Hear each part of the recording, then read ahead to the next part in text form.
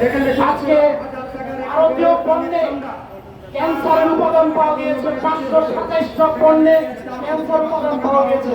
আমাদের নিয়ামক দাদা বলেছে 527টা পণ্য না, আরেকটা পণ্য যোগ করেছিল উনি। যে এই আওয়ামী লীগ ভারতের আরেকটা ক্যান্সার, সেই ক্যান্সার বাংলাদেশের 18 কোটি নাগরিকের উপরে তারা আজকে ভর করেছে। এই ক্যান্সারকেও এই বাংলাদেশকে থেকে বিদায় করতে হবে। আজকে আপনারা এই 4টা পয়েন্টের কথা বলেছি, এরকম আরো শত শত পয়েন্ট আছে। কথা বললে এক ঘন্টা বললেও শেষ হবে না।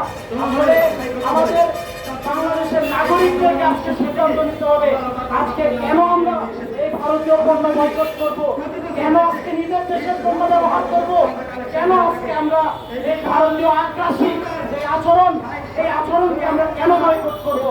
দেশকে বাঁচাইতে হবে। এই দেশের সার্বভৌমত্ব বিঘ্নিত হচ্ছে। এই দেশের সার্বভৌমত্ব আরেক দেশের কাছে আমরা ইজারা দেই নাই।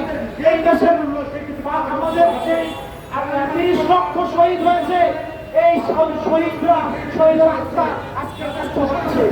আজকে এই স্বাধীনতা আমাদের বিলম্বিত হচ্ছে। স্বাধীনতা সার্বভৌমত্ব আমরা একটা দেশের কাছে তুলে দিতে চাই না।